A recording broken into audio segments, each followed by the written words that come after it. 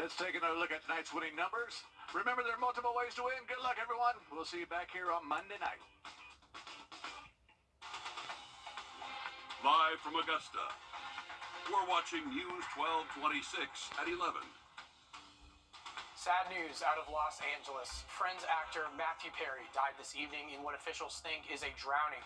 The 54-year-old starred as Chandler Bing in the 90s sitcom. He was found at his home in Los Angeles unresponsive.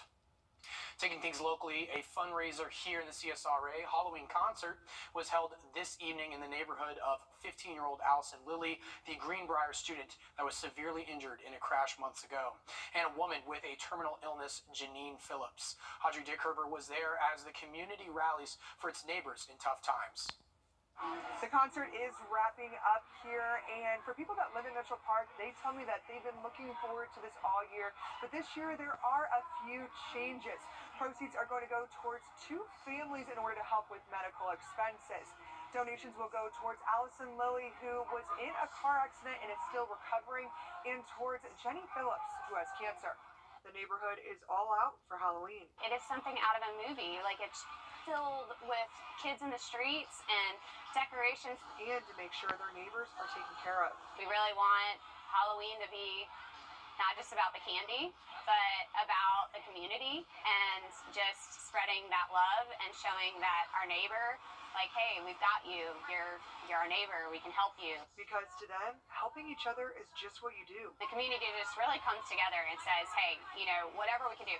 Maybe you don't know Jenny. Maybe you don't know Allison. Maybe you don't know them, but they want to donate. They want to help. And what these families have been through is unimaginable. Take a moment and just think about the medical expenses of a young girl and what she's going to have to go to. And honestly, what she went through and the therapy that she's going through, there's not a lot of people that would have survived that. And then the Phillips family, Jenny Phillips, I mean, to have 2 young children and just go through what she's gone through for so long. So they raised money, designed and sold t-shirts, and recreated the event that they all do best. But this time, for a good cause. While walking around and speaking with people that live here, you can really tell that they are close-knit. And most people told me that it was a no-brainer in order for them to step up and help their neighbors.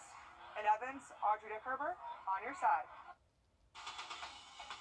Now, your first alert weather with meteorologist Emily Acton.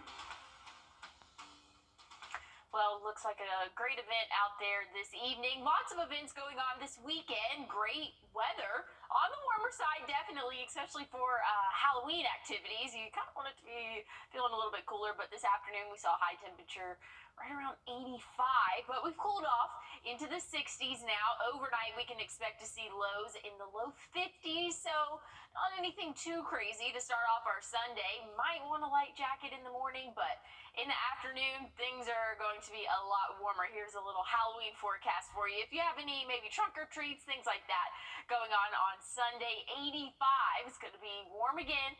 Gray sky conditions, not expecting any rainfall. That's going to come later on in the week, or really, I guess, the beginning of the week, later on in the next couple of days. Going to stay in the 80s until Monday.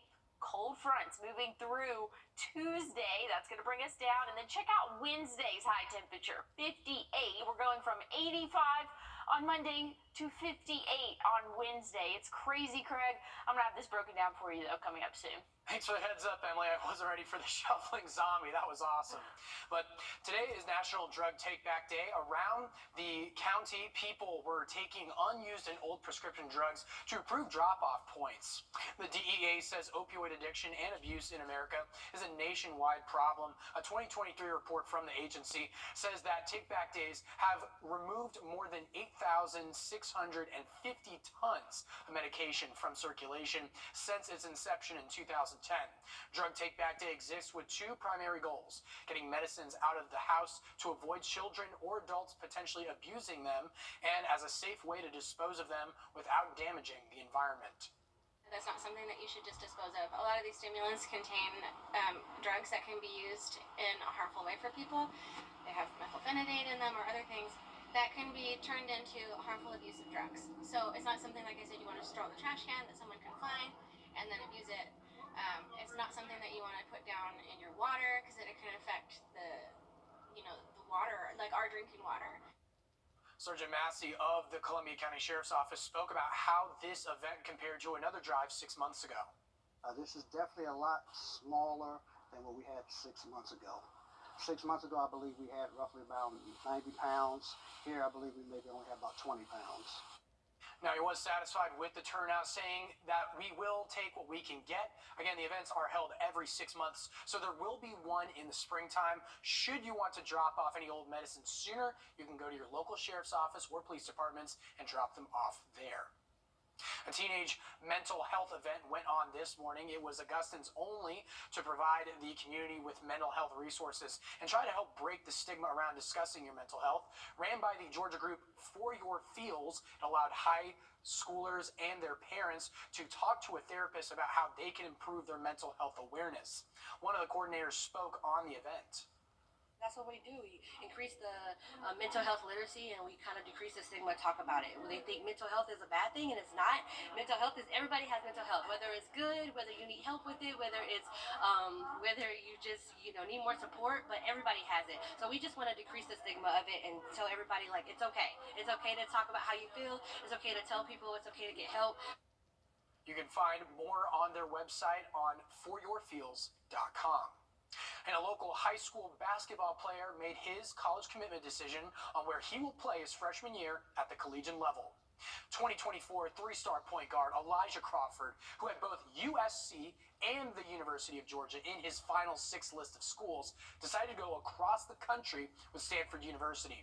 The 6'2" prospect goes Brewster Academy in the New England area, but is an Augusta native.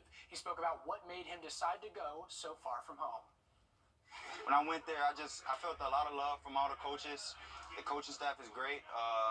They've been recruiting me for over a year and a half around that time. And when I went there, they kind of just welcomed me in and made me feel great. He added it was not an easy choice, but that he feels ready for the next step. Well, coming up, the ground offensive from Israel looks to be We'll start off our Sunday morning with temperatures in the 50s, but we'll warm up nicely, seeing highs right around 85. There we go. Later on, I'll have another look at your forecast. Maybe some rain for Halloween coming up. Celebrating 30 years with Richard Rogers. Happy 30th anniversary, Richard.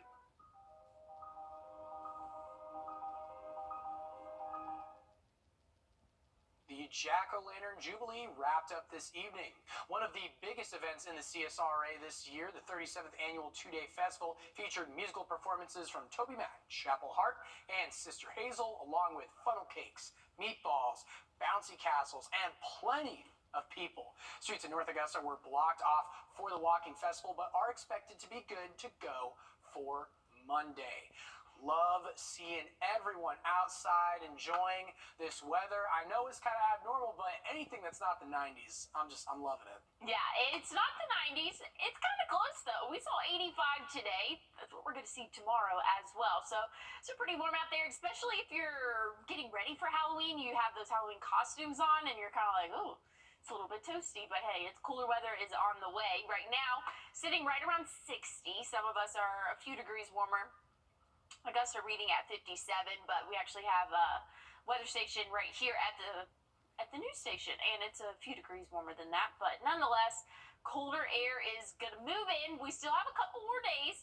Tomorrow, Monday, still going to be warm. Then once we get into Tuesday, this cooler air is moving in, and a cold front, again, is going to impact us Tuesday. We actually have 2 cold fronts expected. One of them is going to come through in the morning. Second one coming on later in the day. And that one's going to be the one that could bring us some rainfall, unfortunately. Not expecting any severe weather or things like that, but make that face because it is Halloween on Tuesday. So, going to see cooler weather, again, moving in for the beginning of our week. Let's see what that looks like in terms of rainfall. So here's Monday, early Monday morning. We're seeing that rain still off in Tennessee and places northward, Kentucky.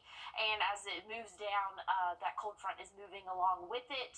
Tuesday, again, a little bit later on in the evening, could see some rain move through. This is not set in stone. This has kind of changed a little bit every model run, so I wouldn't cancel any plans just yet, but no, hey, definitely gonna need a rain jacket. Won't be bad idea to have that on standby, but just kind of know there's a possibility for some showers. Here's one of our models showing some rainfall. Again, moving through around 6 p.m. on Halloween, so on Tuesday. And then this model over here, our global model, not showing some rainfall, so there's a little bit of discrepancy there. Nonetheless, just know, hey, small chance. I'm putting 30% on the 7-day, but check it out. 85 Monday, 58 Wednesday for the highs. It's crazy. That cold front is definitely going to be strong. We're going to be clear for the end of the week and into the weekend, Craig. It will warm back up to around average, which will be those middle 70s by the end of next weekend. I'm seeing those low 30s, and gotta say, it's fall, y'all. Get those jackets. Well, as we head to break, here is a live look at Charlotte and your winning lotto numbers.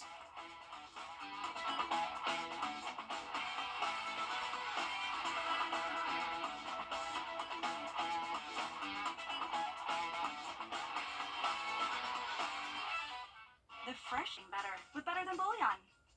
You're watching News 12 on your side. At Kroger, everywhere. First Alert Radar, powered by Jim Hudson Automotive Group. On your sideline, sports brought to you by the Hawk Law Group. We've officially made it to Championship Saturday. We started off with 5, and then there were 2 competing for one final spot. Glasscock County and Washington Wilkes met for a CSRE battle on the diamond in 1A Division II. Lady Tigers looking for redemption, the Panthers looking to stay alive. Washington Wilkes faced the same problems they did Friday. They only had 1 hit off of Grace Kelly. Kelly sent 13 Tigers back to the dugout. Big at-bats carried the Panthers 6-0 over the Tigers. For the first time in program history, they advanced to the state finals. Washington Wilkes finishes 3rd, their best since Coach Angel Hurd wore the stripes. It's amazing. It's amazing. There's no feeling. I mean, there's no words to express how I'm feeling right now. Like, I'm proud. I'm excited. It's bittersweet. It's bittersweet. To be here as a player and to come back as a coach and coach these amazing girls, we couldn't ask for anything more. We're proud. Panthers on to Lanier. It was a battle in the circle. They sat scoreless for 2.5 innings until Lanier struck first. The Panthers' JC Essery put one over the fence in the 4th to take the lead. That was the last time they would cross the plate. Lanier answered with their own set of homers to win it all 6-2. They may have taken the GHSA title, but this Panther team made history. You know, I couldn't be more proud of the way our girls left it all on the field. You know, they never backed down, and they're going to be missed, our 4 seniors. There's no doubt. But they gave us every last ounce they had in them, and we just came up short. Pitcher Grace Kelly finishes her career in the circle as the best in school history. 834 recorded strikeouts. 22 came from Saturday. And that young lady's towed the line for us for 4 straight years, and her grit and determination is one of the most impressive things I've ever seen. This weekend was full of so many firsts for so many of our teams. To rewind it back just a little bit, this is the first time that Grovetown has ever made a trip to Columbus. For Washington Wilkes, it's the first time that they've made the Final Four in 29 years, first time in fast pitch, and first time that they've finished 3rd in the state tournament. And then for Glasscock County, it's the first time that they've ever finished as a runner-up in the state softball tournament. Hopefully the first of many. In Columbus, Alyssa Lyons on your side. Some rivalries are just different, and Georgia's annual showdown with the Florida Gators here in Jacksonville means more to Bulldogs fans than most.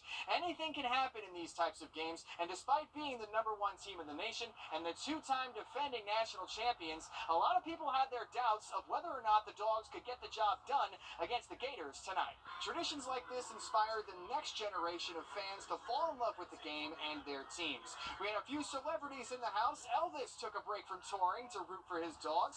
Georgia legend and former NFL star running back Todd Gurley was showing love for his team. And I'll do you one better. How about First Alert Chief Meteorologist Riley Hale coming down to Jacksonville to cheer on his alma mater? This is the first game the Dogs will be without star tight end Brock Bowers. Head coach Kirby Smart doesn't want anyone to be Superman. He just needs everyone to step up and do their part to fill that massive void. Let's get to the action. The Gators made the first move. Graham Mertz hits Eugene Wilson perfectly in stride stride, and he takes it the rest of the way for the score, giving Florida an early 7-0 lead. Later on in the quarter, the Dogs are down 7-3. Carson Beck finds Ladd McConkey over the middle. He stops on a dime and bursts past the Gators secondary. Touchdown, Georgia, putting the Dogs on top 10-7. Let's fast forward to the second. The Dogs dominated the line of scrimmage in this game, and Dejon Robinson took advantage. He makes that one look way too easy, putting Georgia up by 10. Now here's where the defense really started barking. Jamon Dumas-Johnson comes in on the blitz and drops Graham Mertz like a bad habit for the sack. On the very next play, the Dogs got more pressure and forced a fumble. Marvin Jones Jr. jumps on the loose ball like his life depended on it, keeping the momentum in UGA's favor. The Dogs defeat the Gators for the third year in a row, 43-20. Obviously, we miss 19 a lot. I mean, he's a great player, but we have so many guys that can make explosive plays, and when the ball comes in, they're going to make the play, make the catch, whether that's a run, pass, that type of stuff. So we have faith in anyone that steps out on the field. Not one person can fill Brock Bowers' role, so everyone step it up 5% and try to contribute and kind of fill that void. But for one person to go out there and say that I'm going to take over and do what Brock Bowers does, that's silly to say. So I feel like the whole offense just kind of had to step up and do something. When it comes to all the outside noise of people talking about whether or not the Dogs could win without Brock Bowers or even get back to the college football playoff, Kirby says his team needs to have the mentality of Jason from Friday the 13th. Be hard to kill, attack, and keep coming back. They'll need that mentality over the next 3 weeks when they go head-to-head with Missouri, Tennessee, and Ole Miss, 3 SEC teams that are all currently ranked. Reporting from Everbank Stadium in Jacksonville, Dan Booth on your side. Well, we didn't see any rainfall today. Not expecting any rainfall for the rest of our weekend, but some is on the way. I'll have one more check on your forecast coming up. Hey guys, this is spooky season in Augusta, and the costumes were out in full force. Halloween trick-or-treat and trunk-or-treat events across the Augusta area today. This morning there was an event at the Kroc Center as kids and parents came out, getting candy and being able to watch the Air Elite Dunkers. But this evening in downtown Augusta was another event with a lot of people showing up, including this costumed family. I like walking up and down the road. Kind of, like, honestly, it's like a beautiful day out here. I can't lie. All right, what about you? I like playing. Yourself? I like to walk in the sun and enjoy Halloween. All right, you? I like to walk in the sun and enjoy all the leaves. And with one more important message on your Saturday evening, 3, 2, 1. Trick or treat! It's the start of the Halloween weekend there with Spider-Man and Little Mermaid. But nice today, Emily. I'm hearing there could be rain on Tuesday. What's it looking like for Halloween? Yeah, hopefully everybody got a good feel trick-or-treating and things like that this weekend. Still going to be warm the next couple of days, and it's not set in stone that we will see widespread rainfall come Tuesday, but it does look like that cold front's going to move through later on in the evening, and with that going to bring some rain. Unfortunately, that's kind of prime trick-or-treating time. We'll just have to keep a close eye on it. Hopefully it'll change by an hour or so, and then we would be perfectly fine. But after that, much cooler air for us. I mean, 30s, low 30s, Craig, for the overnight lows. All right, well, thank you, Emily, and that's all the time we have this evening. If you're up early in the morning, the show starts at 6 a.m. We have Ashley Campbell and Chris Still. Have a good night. We'll see you soon.